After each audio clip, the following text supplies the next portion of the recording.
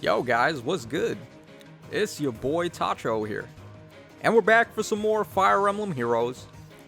Okay, so today we got the announcement for the upcoming Hall of Forms. Pretty awesome. It looks like this round is going to be 3 houses themed. So they have been going in order from each subsequent game in the series. Now, I'm surprised that they actually went ahead and skipped, whatchamacallit. They skipped, the dancing game. What was that called again? TMS? I think so. Whatever it's called, basically they skipped over that one. I guess it kind of makes sense because there's not really too many characters from that game. Or maybe they plan to do it right after this one, because of course TMS had a remake on the Switch. Or not a remake, but a port on the Switch. And I think it had a couple of added features as well. So who knows, maybe they're going to count TMS as being after 3 houses, but we'll have to wait and see about that. Either way, a very awesome selection of units, and I think if you're going to go ahead and use your Forma Soul to pick one of these guys up, it's definitely got to be Claude. Like, it's not even close how much better he is than all the other units, especially in terms of what skills you can actually give him. So let's just go ahead and take a quick look at that. So for Claude over here, I mean, this guy really got the lucky bargain. Just look at these skills. We have Deadeye, we have ARD, attack and speed, joint drives, of course, budding bow, helm bow, spendthrift bow. Like, the sky is the limit in terms of what kind of skills you can give him. So I think you probably want to gear him more towards the first build. So budding bow, Deadeye, ARD, attack and speed, joint drive attack, and speed and defense ruse. Preferably, you would want to go for lull, speed and defense instead of the ruse skill, but because he already comes with that in his base kit, you don't need to inherit that. But basically, the reasoning is you run this guy on a cav line team, and he is going to annihilate the foes. Budding bow is so unfair on these cavalry units, because they're not allowed to have sturdy impact naturally, and budding bow is just like a cheap way to give it to them. Plus, it's really hard to get. You have to sacrifice a Valentine Faye, and she's already been run on a double special heroes banner, so who knows when she's coming back, outside of on her rerun, of course, for Valentine's Day.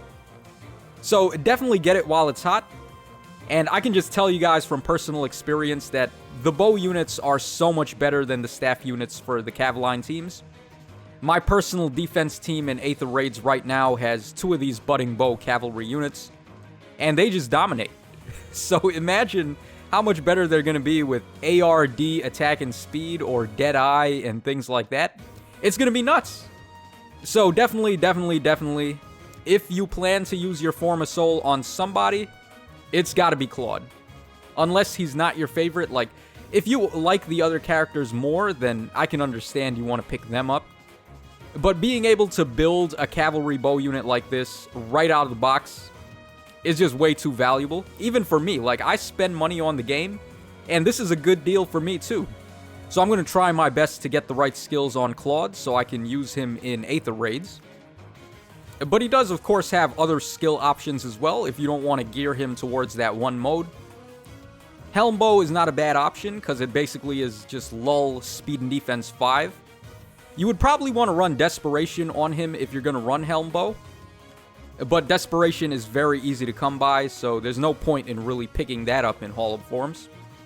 Otherwise, you could try something a little bit more defensive, like Spendthrift Bow, Close Foil, and Lull Attack and Defense. And even though his defenses may not look all that impressive on paper, Spendthrift Bow just inflicting -7 attack on the foes, and then the +5 defense you're getting from Close Foil, and having Lull Attack and Defense, he's going to be able to tank pretty well.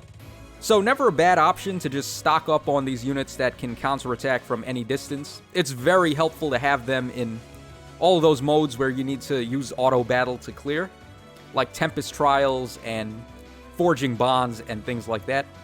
So could be a good option, but I would still say definitely you want to go for that first build.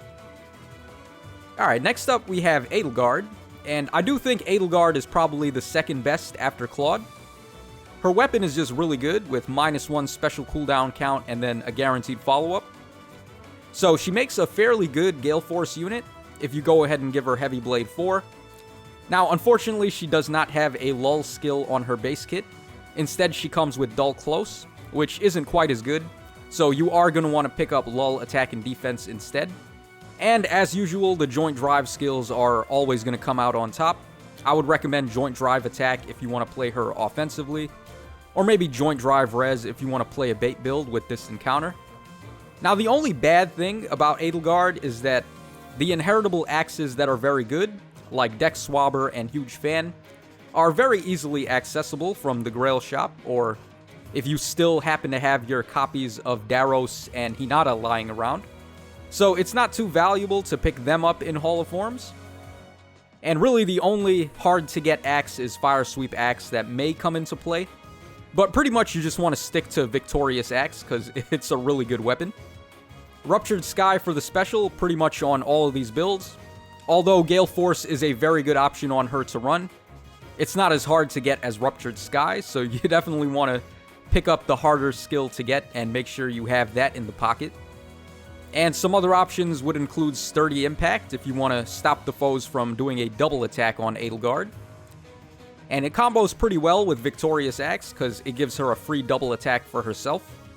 And the Ruse skills, always good. Attack and Defense Ruse is what I would recommend because it helps Edelgard herself. But just inflicting guard and those stat decreases on the foes in a very controlled way, you pretty much pick which foes you're going to debuff with that. So Ruse skills, always very good. And in third place, I would say we have Dimitri.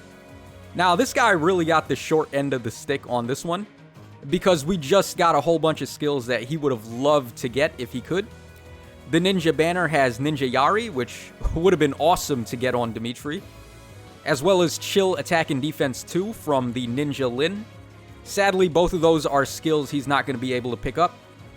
And the Princess of Burn banner that we literally just got also comes with Instant Lance, which is basically just Sturdy Impact built into a Lance. And he would have loved to have that being a cavalry type unit, but unfortunately he's out of luck, and we're not going to be able to pick up all those really good recent skills.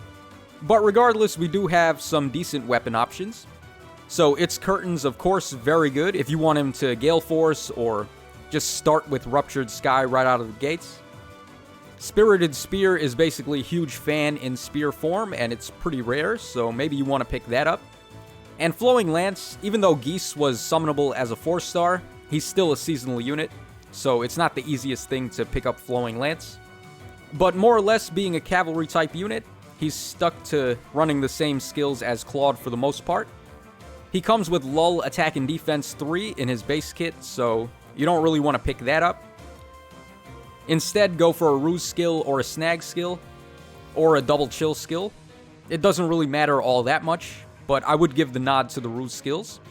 And then for the A slot, just go for anything that's going to raise his attack and defense. So Attack and Defense Solo, Attack and Defense Unity, or maybe even Distant Foil, if you just want him to be a focused distant counter unit against bows and daggers. I wouldn't run distant counter on this guy though, because his res is really not that great. And his personal weapon, Noble Lance, isn't really helping him tank mages any better. So it's a dead end to try and build this guy that way. Overall though, he's not a terrible unit. It just really sucks that he missed out on all the recent skills. And finally, we have Hubert, who I would say is definitely in last place. There's only 2 red tomes that are hard to get, and unfortunately, Hubert is one of the guys that comes with them. So you're stuck running Rower's Serpent on this guy if you want to have a rare tome. And Rower's Serpent isn't all that bad, it's just Distant Defense 3 built into a tome. So you could build him in a way to tank enemy range units pretty well. So I would recommend trying Distant Defense 4 or Bracing Stance 3 if you want to do that. And he's not awful against Cav lines, actually. You could run Null Sea Disrupt so he can counterattack Dazzling Staff and Fire Sweep Bow units. Or Mystic Boost 3 if you want him to negate Wrathful Staff and tank them even better. Only problem is he's going to hit them like a feather, because of course staff units typically have good res, and his attack isn't really all that great. So maybe what you could do if you want him to tank Cav line teams for you, instead of running Rower's Serpent, you would just give him the Wolf Tome instead. and that way he's going to have effective damage on the cavalry units. But still, you're going to want to pick up the Serpent Tome anyway, because it's way harder to get. And the Wolf Tome is easily obtainable from Ray, I believe it was. So, not too hard to come by that one. Otherwise, though, you're going to want to stick to the typical stuff, like Joint Drives, Lull Attack and Res, Ruptured Sky, and maybe Close Foil if you want him to bait at melee distance. But his defenses aren't really the best, and he's not all that quick. So, the right melee type units are probably just going to tear through him like paper. And that wraps us up for the builds for this round of Hall of Forms. Let me know in the comments section which one of these Forma units is your favorite, and which one you plan to pick up if you're going to go ahead and use your Forma Soul. I think I'm definitely going to go for Claude, because, I mean, just having another bow cav with budding bow is going to be so nuts. And he's going to be able to have Deadeye as well, which is crazy.